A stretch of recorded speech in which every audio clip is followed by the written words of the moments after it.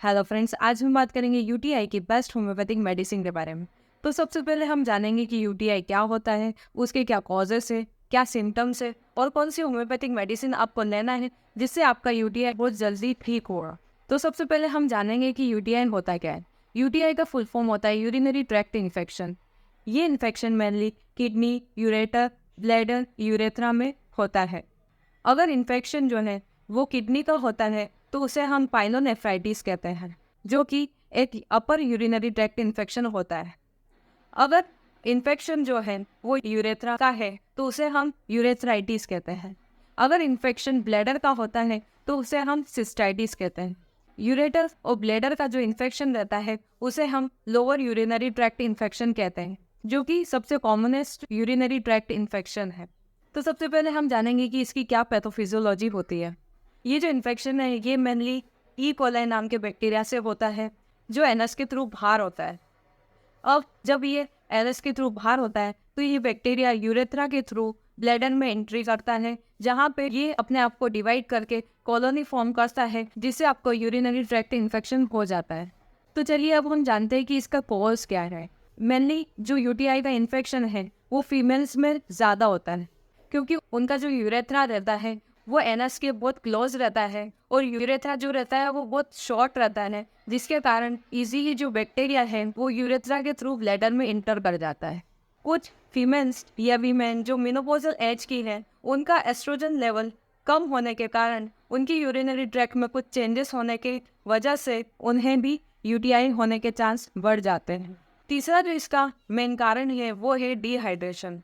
अगर आपका जो फ्लूइड इंटेक है या आप पानी कम पीते हैं तो उसके कारण आपका जो ब्लैडर है वो पूरी तरह से बैक्टीरिया को फ्लश आउट नहीं कर पाता है, जिससे वहाँ पे बैक्टीरिया जो है वो बहुत ज़्यादा इकट्ठे होते हैं और इन्फेक्शन कॉज करते हैं। चौथा जो इसका मेन कारण है वो है सेक्सुअल एक्टिविटी। सेक्सुअल एक्टिविटी के दौरान भी आपको ये इन्फेक्शन हो सकता है। मेनली जो न्यूली मैरिड फीमेल्स होती है उन्हें यूटीआई होने के चांसेस ज़्यादा रहते हैं, और उस दौरान होने वाले इन्फेक्शन को हनीमून पाइलाइटिस भी कहते हैं। दूसरा जो इसका कारण है वो है बर्थ कंट्रोल मेथड, यानी कि जो फीमेल डायफ्राम और स्पर्मिसाइडल एजेंट्स यूज़ करते हैं तो उन्हें भी ये इन्फेक्शन होने के चांस बढ़ जाते हैं। तो चलिए अब हम जानते हैं कि इसके क्या क्या सिम्टम्स होते हैं। तो सबसे पहला जो सिम्टम है वो है बर्निंग मिक्सचुरेशन, यानी कि आप जब भी यूरिन के लिए जाते हैं तो आपको बहुत ज़्यादा सीवियर बर्निंग होती है। इसके साथ ही आपको पेन हो सकता है। पेन का जो टाइप है वो प्रिकी, स्टिंगिंग या कटिंग टाइप ऑफ पेन आपको हो सकता है। दूसरा जो इसका लक्षण है वो ये है कि जो आपका यूरिन का फ्लो है वो बहुत कम रहता है, और जो यूरिन है वो ड्रॉप्स में आती है, और साथ ही आपको यूरिन की बार बार अर्जिंग होती है, जिसे हम फ्रिक्वेंट यूरिनेशन कहते हैं। और यूरिन होने के बाद भी ऐसा फील होता है, ऐसा सेंसेशन होता है कि आपके ब्लैडर में अभी भी यूरिन बाकी है। आपका जो ब्लैडर है वो पूरी तरह से वॉइड नहीं हुआ है। आपका जो यूरिन है उसमें बहुत ज़्यादा स्मेल, और जो यूरिन का कलर है वो क्लाउडी रह सकता है। साथ ही आपको हिमेचुरिया की प्रॉब्लम, यानी कि यूरिन में ब्लड जाने की प्रॉब्लम भी आपको दिख सकती है। तो चलिए अब हम जानते हैं कि कौन सी होम्योपैथिक मेडिसिन आपको लेना है जिससे आपका यूटीआई जल्दी ठीक होगा। तो सबसे पहली जो मेडिसिन है वो है कैंथेरिस। कैंथेरिस उन केसेस में अच्छी है जहाँ पे बहुत ज़्यादा सीवियर बर्निंग है, यूरिन से पहले, यूरिन के दौरान और यूरिन के बाद में आपको बहुत ज़्यादा जलन होती है। उसके साथ में आपको बहुत ज़्यादा सीवियर पेन रहता है, और आपको बार बार यूरिन की अर्जिंग होती है, फ्रिक्वेंट यूरिनेशन की प्रॉब्लम है, और कभी कभार आपको यूरिन में ब्लड भी देखने को मिलता है।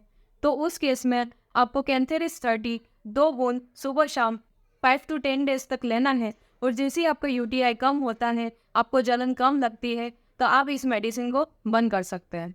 दूसरी जो सबसे बेस्ट मेडिसिन है वो है एपिस मेलिफिका। एपिस उन केसेस में अच्छी है जहाँ पे आपको बहुत ज़्यादा स्टिंगिंग टाइप ऑफ पेन होता है, आपको एब्डोमिनल पेन रहता है, यूरिन के दौरान आपको चुभने जैसा पेन रहता है, उसके साथ ही आपको फ्रिक्वेंट यूरिन के लिए जाना पड़ता है, और साथ ही बिफोर यूरिनेशन बहुत ज़्यादा सीवियर बर्निंग रहती है। उस केस में आप एपिस 30 2 बूंद सुबह शाम 5 to 10 डेज तक आपको इस मेडिसिन को कंटिन्यू करना है। और जैसे आपकी यूटीआई के सिम्टम्स कम लगते हैं तो आपको इस मेडिसिन को बंद कर देना है। तीसरी जो सबसे बेस्ट मेडिसिन है वो है सारसापरिला। सार्सापारिला उन केसेस में अच्छी है जहाँ पे end of the urination, urine के बाद में आपको बहुत ज़्यादा सीवियर बर्निंग होती है, साथ ही आपको बार बार यूरिन की अर्जिंग होती है, बहुत ज़्यादा फ्रिक्वेंट यूरिनेशन होता है, आपको जो यूरिन है वो ड्रॉप्स में होती है। तो सार्सापारिला 2 बूंद सुबह शाम 5 to 10 डेज तक लेना है, और जिससे आपका यूटीआई ठीक होने लगता है तो इस मेडिसिन को बंद कर देना है। फोर्थ जो मेडिसिन है वो है सेपिया। सेपिया उन केसेस में अच्छी है जहाँ पे आपका जो यूरिन है वो बहुत ज़्यादा स्मेल करता हो, आपको क्लाउडी यूरिन होती हो, और साथ ही आपको बहुत ज़्यादा सीवियर पेन होता हो। पेन जो है वो पेल्विक एरिया में रहता है और ऐसा लगता है कि पूरे ऑर्गन्स जो है वो नीचे की तरफ खींच रहे हो, ऐसा अगर सेंसेशन आपको लगता है। और साथ ही उन फीमेल्स को जिनका मेनोपॉज आ गया है, अगर उन्हें यूटीआई की प्रॉब्लम रहती है तो वो सेपिया 30 2 बूंद सुबह शाम 5 to 10 डेज, अगर आपको बहुत लंबे समय से यूटीआई हो तो आप इसे 1 से 2 महीने तक ले सकते हैं, और जैसे आपको सिम्टम्स कम लगते हैं तो आप इस मेडिसिन को बंद कर सकते हैं। फिफ्थ जो मेडिसिन है वो है नाइट्रिक एसिड। नाइट्रिक एसिड उन केसेस में अच्छी है जहाँ पे बहुत ज़्यादा ऑफेंसिव स्मेल अगर यूरिन से आती हो, और जो यूरिन का कलर है वो क्लाउडी या ब्लडी रेड कलर रहता है, और साथ ही उन्हें बहुत ज़्यादा फ्रिक्वेंट यूरिनेशन की प्रॉब्लम रहती है, तो नाइट्रिक 30 2 बूंद सुबह शाम 5 to 10 डेज तक आपको लेना है, और जैसे ही आपका यूटीआई ठीक होता है आपको इस मेडिसिन को बंद कर देना है। सिक्स्थ जो सबसे बेस्ट मेडिसिन है वो है कॉलीबैसिलिनम।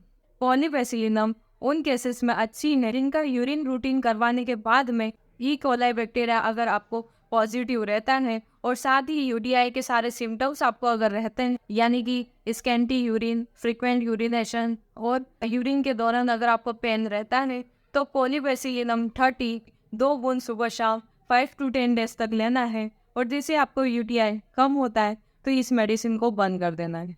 तो आज के लिए इतना ही। चैनल को लाइक और सब्सक्राइब करना मत भूलिएगा। मैं और भी knowledgeable homeopathic medicine related video आपके लिए लाती रहूँगी। तब तक के लिए धन्यवाद।